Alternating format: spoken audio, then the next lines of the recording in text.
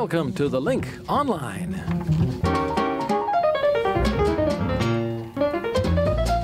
Yes, it's that time once again when all our friends join us here in the studio in downtown Montreal, and we talk about all kinds of interesting things that have happened across Canada this past week. And Lynn, we'll start with you. I'm Lynn Desjardins, by the way. Hi, everybody. I'll tell you about the increase of romance scams in Canada. And Levon? Well, Canada's ambassador to China is in hot water, and I'll explain why. And I have a story about how Canada is very wasteful of food. And those are some of the... Of course, it's also Robbie Burns Day. We'll have a little bit about that as well.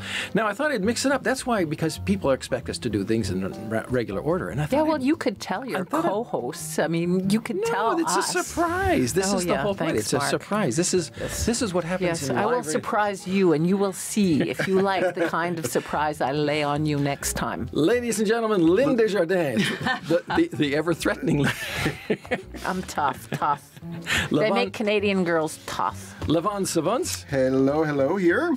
And Marie-Claude Simard. Hi, everybody. And in the control room, we have Chantal Saint-Sauveur at the knobs and switches there. Who's shaking her head? Well, but she's nodding and not shaking. Oh, okay. It's not like this. All it's right, like okay. this. And yes. we can't see what Pierre's doing because God knows what he thinks. It's the ever-mysterious Pierre Dutil hiding in the back of the studio. Oh, he got a haircut. Well, you can see that? Yeah. I think he turned his screen light because usually he's just lit by the screen, this very mysterious... I know, it looks eerie. Looks very eerie. Well, there he is. He controls our schedule, so we're always nice to him. We have to get a camera in there. We almost see him. So those are some of the things coming up on the show this week on The Link Online. And as we're mixing things up a little bit, I thought I'd start with you, Marie-Claude, and talk a little bit just to remind people about our app, the RCI app. So don't forget to download our app. If you look at the screen here, so you can go on our website if you don't know how to download it. And on the side of the banner here on the side, you can see mobile apps. You click on it, and where do you get? You get here. And from here, if you're on your cell phone, you can get to either Apple Store or Google Play. And then you download our app. You have to write our complete name, Radio-Canada International, because RCI is not good enough to find us. So you go Radio-Canada International in the language you want, and then it's on our... Go ahead. I have a question. Go ahead, Lynn. When you type in Radio Canada International, do you have to put a hyphen between radio and Canada? Actually, it's advised not to. Good. Good to know. Yes, it is true because...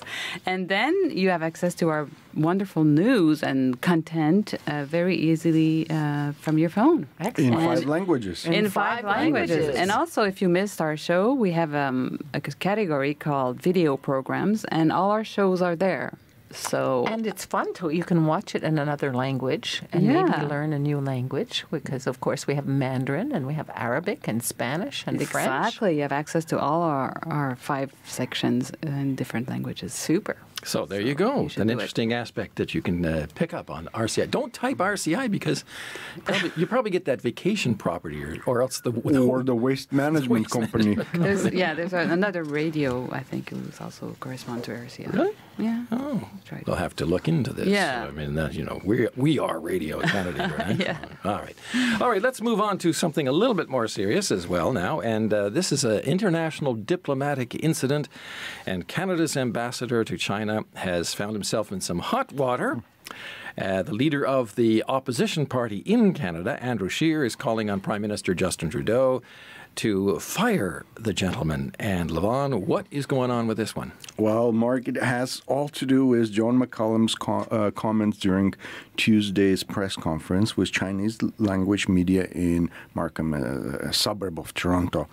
Ambassador McCallum was invited to speak with members of Chinese Canadian media outlets about the recent diplomatic showdown between Canada and China. And I will kind of remind our listeners that it all started on December 1st when Canada arrested Meng Wanzhou. She is the chief financial officer of Chinese telecom giant Huawei. She was arrested on a U.S. Arrest warrant. She's wanted in the U.S. on charges that she somehow facilitated a deal that broke U.S. sanctions on Iran. And that's important to remember. Now, Beijing is very, very upset with Canada over this arrest and has demanded her immediate return to China. It has also demanded that the U.S. drop all the extradition proceedings against her. We should say also that she was released from court to await her extradition, results of this extradition proceedings. And her next court date is on February 6th, and the Americans have until January 30th to send their formal extradition papers. Now, days after Ms. Meng was arrested, 2 Canadians were picked up by Chinese security officials in China on suspicion of endangering Chinese national security. And then last week, a Canadian man who was appealing his 15-year sentence on drug conviction was sentenced to death. And all this was seen as part of this pressure that China is putting on Canada to release Ms. Meng. And so it's not surprising that when Mr. McCallum was speaking to Chinese media, he was asked about Meng's case. And we have to also say that it is almost Canadian officials almost never speak about judicial cases because of this tradition of not even appearing to meddle in judicial affairs. Mm-hmm. So what Ambassador McCallum said has raised quite a lot of eyebrows. And I'll let you hear some of what has kind of landed in hot water. I think she has quite good arguments on her side. One, political involvement by comments from Donald Trump in her case. 2, there's an extraterritorial aspect to her case. And 3, there's the issue of Iran sanctions, which are involved in her case, and Canada does not sign on to these Iran sanctions. So I think she has some strong arguments that she can make before a judge.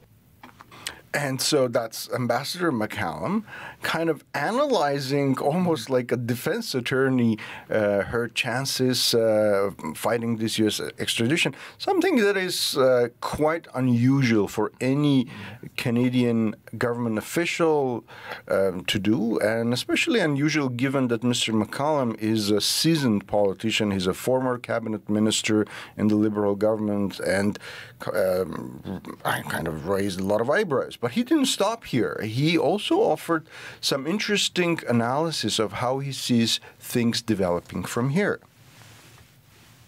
Never expected that we would have this problem thrown at us. The government of Canada never expected that this would happen, but it did, and we have to deal with it. Now, I cannot speak for the motives of the United States. You'd have to ask Donald Trump or someone in the U.S. government. Hope is that that will be the outcome, but it is not something that I necessarily control. It's not something even the government necessarily controls. But there are basically 3 options. 1, she is deported. She is extradited.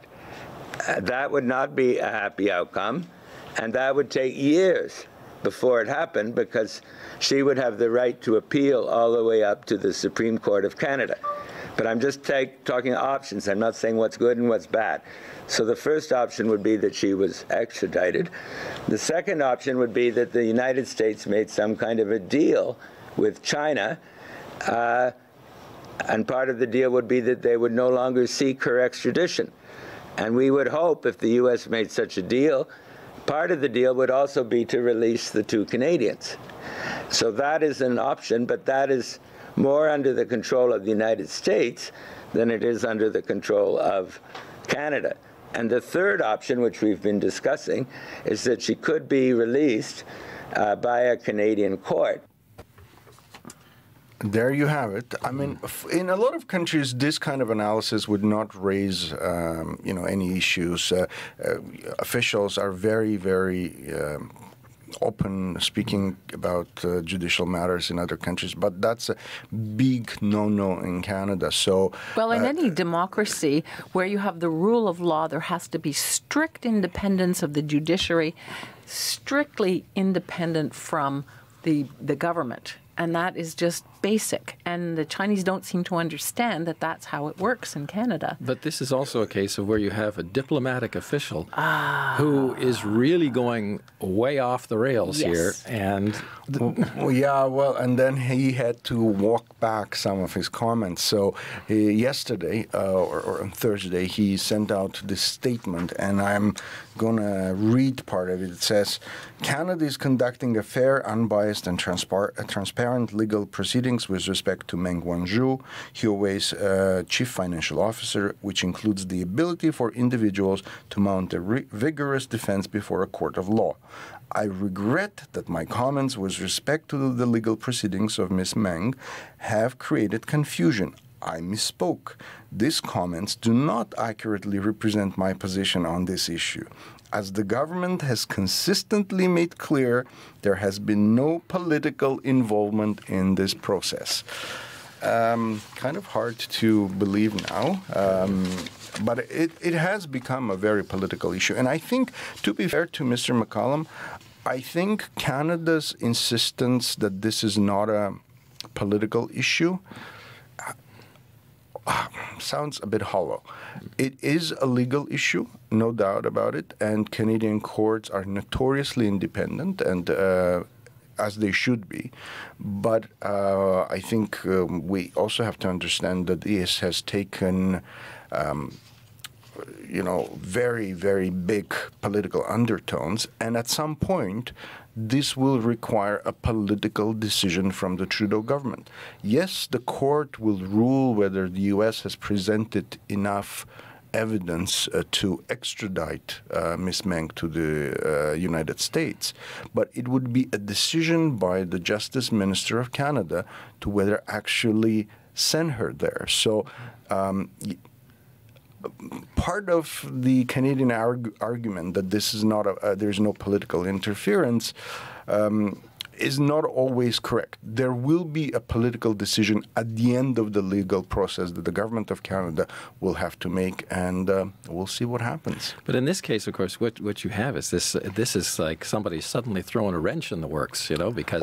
Or is he? Well, we spoke about this today. This is the big debate. Now, is this a guy who's really gone off the rails and put his foot in his mouth, and now, as you say, he's backtracking? Or is it... Yes, the Machiavellian view was he asked to sacrifice his career to advance, Canada's interests, giving Canada sort of a door out. Yeah. Basically, tell the Chinese, look, she has really good reasons and good chances. Don't keep your pressure down. Don't dial it up anymore. So we'll see what happens. I mean, theoretically, because as we said at the beginning, Andrew Scheer, the opposition leader, says you got to fire this guy because he's really meddling in things which are beyond his pay scale, as it were. But on the other hand, as you say, maybe he's been asked to fall on his sword because he's a person at the end of his career. He's very obviously a company man, a liberal man. So maybe they said, look, do the party a favor, do the government a favor. Fall on your sword. This will give us a way out, and we can fire you or whatever, or demote you or something. Recall you. It's how does it help? Except that it perhaps takes down the temperature. But in the long run, how does it help? Well, I think just taking down the temperature already helps. Well, you had to.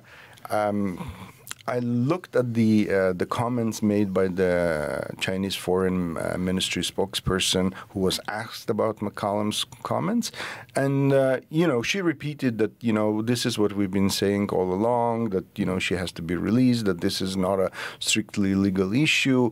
So, but. You could definitely sense that on her part there was a bit of dialing down as well. So maybe this is working, maybe this is... but, ultimately, we'll see. Ultimately, for Canada, the test would be when these two Canadians are who are held in China on these suspicions, haven't been charged yet, haven't been allowed to see a lawyer yet, unlike Miss Meng, who had her day in court and it was released on bail. To her multi-million-dollar mansion. Yeah. One of her two Yeah, so the test would be whether they're released and whether an appeals court reverses this death sentence against this Canadian who's been sentenced to death over drug In the smuggling. meantime, the world can watch how China handles situations when things don't go their way. Well, this is certainly far, far from over. We'll be following this, of course, in the, shall we say, months to come, I guess. Years, perhaps. In years, perhaps. Who knows? All right, let's move on. We have some more coming up. In next story is about wasted food.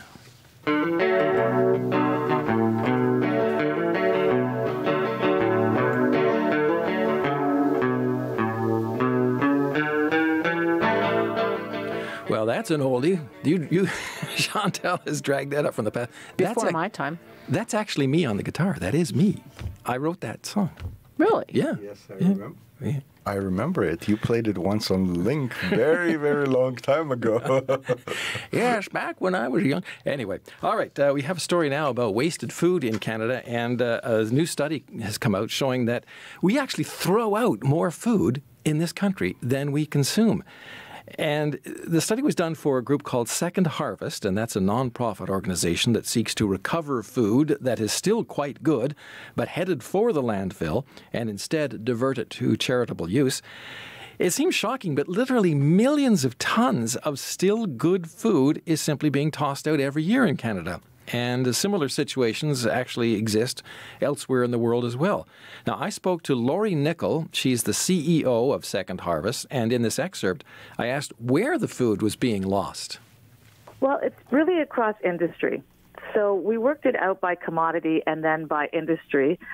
And we often focus on the consumer in the past. And the reality is, although the consumer at household, we lose about 21%, the rest of it is across the industry and the supply chain. So that's 79%. And a great deal of that we learned was in processing and manufacturing. But there's a role for all of us to play right across the supply chain and at home. Well, give me some examples of how food is lost. I noticed on your website there that surplus milk, for example, they just dump it into sewers. Exactly. Yep, it gets lost in production. We overproduce food in Canada. So we produce food for 50 million people. There's only 37 million people in Canada, and we have 4 million that are food insecure. So that's really a systems issue. But there's a number of reasons that we overproduce. One is forecasting. One is aesthetics. And aesthetics isn't about just those ugly fruits that we all hear about. Aesthetics really is type A or B quality, which could just be a size difference or a little bit of a color difference. It's not that it's bad. It's just that it's different and doesn't fit into that mold. And one of the primary challenges that we have is best before date. And people think that this is just a household issue, and it's not. It's right across the supply chain. We are losing so much food based on a best before date, which people believe means bad after, when in fact it doesn't. It's not an expiry date. Well, tell me, how do they determine what the best before date is? So there is no regulated way of standardizing best before dates, and that's something I think we need to work on with government and the CFIA to ensure that they do have some actual significant meaning around safety. So when your food isn't safe to eat, absolutely don't eat it, but this is really about common sense too. I would also ask that if you're concerned about a best before date, go to the website foodrescue.ca. We have some information that will show you exactly how long food stays for, how long you can donate it for, and how long it'll last for you to consume it. And really, your best friend is your freezer. Everything can be frozen, and that elongates the life of food. This is a Canadian study, but I'm just wondering, do you think this is a situation that exists in other, shall we say, developed countries where there's a great deal of food waste? Oh, we know it does. Yeah. Canada does have a distinction of being one of the worst food wasters in the world, for sure. But this absolutely exists in all countries, actually, globally. The reasons are different. So in Western countries, we see it more at end use. And because we have such a surplus, and in developing countries, we see it because of lack of infrastructure. So a whole lot of rice might get produced, but by the time they get it to where it needs to go, we've lost a whole lot just through transportation. So this is a global issue, and why it's so significant is it's having a significant impact on climate change. Oh, how so? Food loss and waste, when it goes into landfill, produces methane gas. And methane gas is 20 times more potent than CO2. And that was an excerpt of my conversation with Lori Nicol, and she is the CEO of Second Harvest. So if you want to find out more about how and why food is lost and wasted in Canada and elsewhere, check out our highlights page on the RCI website. Coming up, we're going to be looking at love scandals.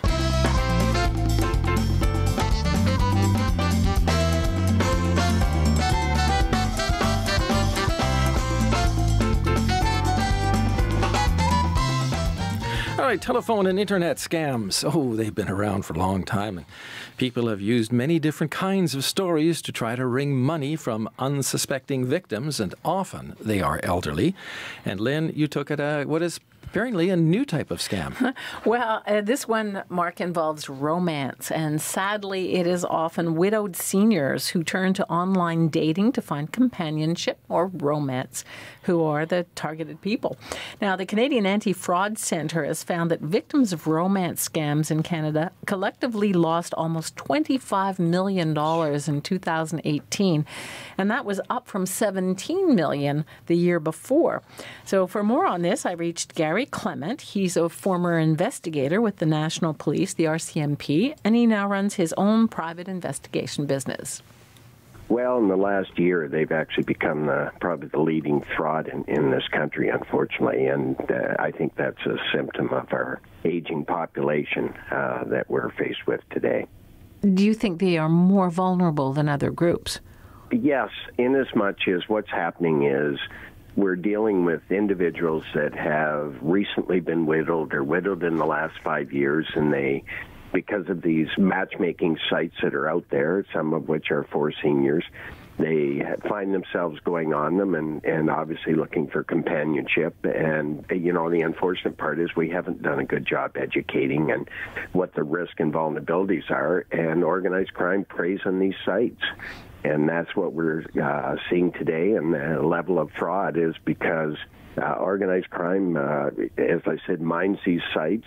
They see someone that's recently widowed. They're able to get a little information. Then they get on the web or through internet, find out as much background as they can, and then they start playing to their sensitivities, which often leads to the type of frauds that we're seeing in society today. It's sometimes surprising, though, like why people are so easily taken in. Well, you know, I look at it, and I've dealt with a number of these, and in most cases, I mean, the people are, for all intents and purposes, are still fairly alert. But when you really get talking to them, they're really not as sensitive to their financial situation and to the vulnerabilities. I think also part of the problem is I think the banks have to do a far better job than they are of you know, ensuring the safety of our seniors. And in many of these circumstances, I mean, tens of thousands of dollars are moving overseas from individuals that are seniors that have never, ever sent money overseas. So there should be all kinds of alarm bells and red flags going off within financial institutions. And although they'll say, well, they have a right to do what they want with their money, we also, I believe, they have an ethical and moral obligation to make sure that that money is not part of a fraud or they're becoming complicit in it. What do you suggest people do to protect themselves or to protect their loved ones? Well, I think the key to all of this, number one, is education. Number two is families, offspring really need to ensure that their senior parents or senior parent, and that's usually where the case falls in, is still capable of managing their finances.